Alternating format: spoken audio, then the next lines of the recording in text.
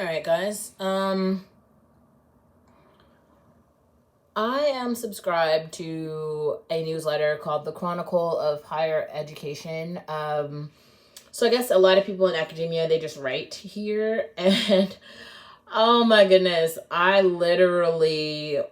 saw the title of this and I completely agree. So we're just gonna read this. No more letters of recommendation. This hyper stylized, dishonest genre is useless for everyone. I fucking agree. Like, letters of recommendation, all they do is because, first of all, context is everything. And you can't really get a good recommendation from someone until you've known them for like 5+ years. Right? But they're asking for letters of recommendation for people who are in one class, which is like an hour or something a week, with one subject matter. How is anyone going to give you a fucking letter of recommendation based on that? Like, they don't know anything about you yet. Also, there's 24 fucking hours in a day. You can do so much with that fucking time. You know what I mean? Like, so another part that I think is really funny, like, I think this is why I get so much further than everyone else, because I just use my 24 hours to do the shit that I want to do every single day, all the days of the year. So, like, men that I'm interested in, I actually have relationships with them, and I go places with them, and I see them, and we fuck, and it's great, and I go to dinner, and I talk to them. Like, I don't know, like, but I guess a lot of y'all aren't doing that. Don't get me wrong, because I think that working is great, and I too, like, work and, like, pay bills and have money and stuff, but, like, the hours in the day are yours, and there's so many of them. So, like, how is someone... It's like you'd have to have like a blog, and maybe if someone was like subscribed to your blog to know all your feelings about shit, then they could start to get a better understanding of you. And I think this is another reason why I'm continuing to upload videos about all of the aspects of my life. There's so many of them. So, oh God. All right, so this is the review, an opinion article by Benjamin Schreier. It was written May 9th, 2022. I think that's today, or was that yesterday? Whatever. The letter of recommendation has outlived its usefulness and is now more trouble than it's worth. It's a failed genre. Let's get rid of it. Like many of my readers, I have served on both graduate admissions committees a few times and hiring committees, many of them. In this capacity, I have over the years had the opportunity to read thousands of letters of recommendation, and with this experience, I have gained a bit of wisdom. Letters of recommendation are mostly a waste, a predictable exercise that leaves us feeling just a little more self-loathing than we did before.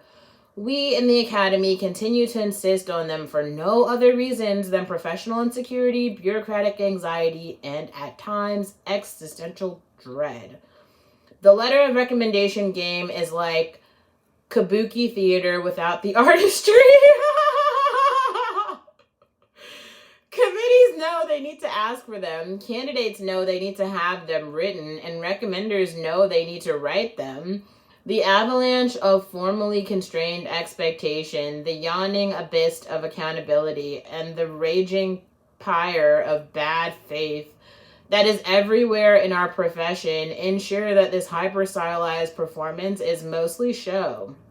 It's lunacy to devote so much energy and time to this practice. On the demand side, we confront a beggar's army of candidates who face the pro forma, standardized but somehow still mortifying task of asking at least 3 professors or mentors or supervisors to write letters on their behalf. Letters that in many cases, let's be honest, won't be read. On the supply side, mentors are turned into machines for the production of exaggerated claims. Who knew there were so many students who were one of the top 3 students I've ever taught, or who wrote easily one of the best papers I've ever read, and I've been teaching for 25 years. And then there's the consumption side, perilously parsing all this hyperbole. What did Recommender 1 mean by extraordinary?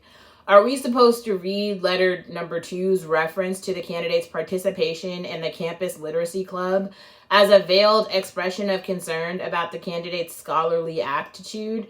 In the absence of any commitment or stabilization of a structure of evaluation, the genre makes us doubt ourselves. Was I right to see the repetition of the word good in the third paragraph as a red flag? Is it brilliant? Is a brilliant student better than one who's exceptionally gifted? What about the one who's simply put fantastic?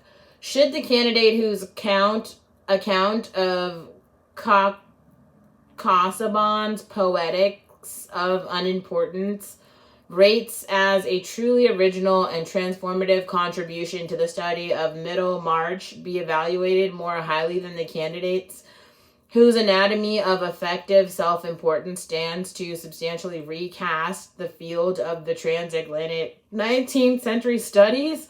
In a sea of superlatives, all boats sink.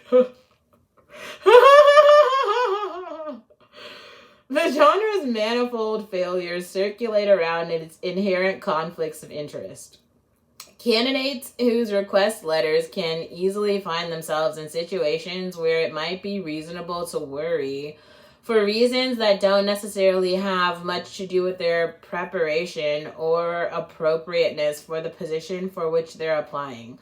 Letter writers have a vested interest in securing, to the extent that they are able, positive judgments of those for whom they write letters, except, of course, in circumstances in which they might find it preferable for any number of reasons, not all of which might be considered, shall we say, objective, to elevate one student over another.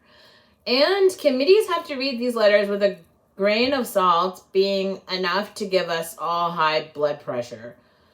Compounding all of this, of course, are structural problems of bias, intended or unconscious. Letter writing swarms with opportunities for the reproduction and aggravation of racism, sexism, classism, and other forms of prejudice. In a profession such as ours, in which the stakes of everything are often low, and the narcissism of small differences intense, letters end up doing all sorts of things we can't control for, trust, or desire. Ideally, a genre represents the stabilization of a set of conventions or functional arrangements between writer and reader that facilitate the transmission of meaning. Or at least that's what I used to think. But what's been formalized in this far-fetched genre? Too little of what we read in letters of recommendation means what it says. What's the point of a genre that can so rarely be read at face value? Good, in fact, means mediocre. Bright can just as easily mean uninspiring. Exceptional means pretty good. A reference to Derrida could be meant to signal that the work is old hat and boring. Or maybe not. What about Butler? Oh, look, a letter from Spivak. Wait, it's only 58 words long and doesn't refer to the candidate by name. Wow. A 4-page single-spaced letter. Oh, shit, that's awful. Who's going to read that? Whose interest or ego is that supposed to serve? Reading letters of recommendation has become a game of Kremlinology. This dude is hella funny. Whoever he is, I like him. Too little of what we read in letters of recommendation means what it says. That's a fact. That's why I think LinkedIn is bullshit and I deleted it. The fact is that committees should usually be in a position to judge the quality of the candidate's work without the aid of letters of recommendation. Personal statements, transcripts, and writing samples. In the case of graduate admissions, a job letter and some portfolio of publications or written work, and a demonstration of teaching effectiveness in the case of job applicants provide committees with a pretty good picture of the academic skills of the applicant. What a committee really stands to gain from a reference is a sense of what the candidate as a person, a human being, is in the parlance of our times. Like, are they a responsible citizen or are they a cancer on the body politic? Are they a jerk? Might one, I don't know, want to work in the same department with them? That's what I mean. Okay, I'm just going to stop for a second and say that I think that that's a problem. Like, we need to work with people who we don't like. Because we live in society with people we don't like. That's what America is. Like having fucking neighbors that you hate and you don't talk to. But it's like you still realize that they have jobs and families and lives. And they have to go to the fucking grocery store like everybody else. Even though you don't like them. Like you don't have to like everyone. And it isn't a crime to not like someone, okay? I'll admit I really don't know what might replace the letter of recommendation. Asking for names of recommenders rather than letters, which some departments, of course, already do, might cut down on some waste in that reference that would be contacted only for candidates who have an actual shot of making it. But this leaves substantially in place nearly all the structural problems of the genre. Having a single member of every department evaluate in a standard format the teaching ability, say, of all that department's job candidates might cut down on some problems, but leave in place lots of others, including, importantly, the dangers of bias. Right. In any case, as a profession, we could certainly stand to think more deliberately and self-critically about how admissions and hiring committees can get the supplementary information, mostly about departmental citizenship, that might be useful to them. I like that term a lot, and I'm going to use that. I propose we end the practice of questioning, writing, and reading letters of recommendation. Just because it's the only thing we can envision now doesn't mean the letter of reference is a good or the only option. The genre is just too flawed.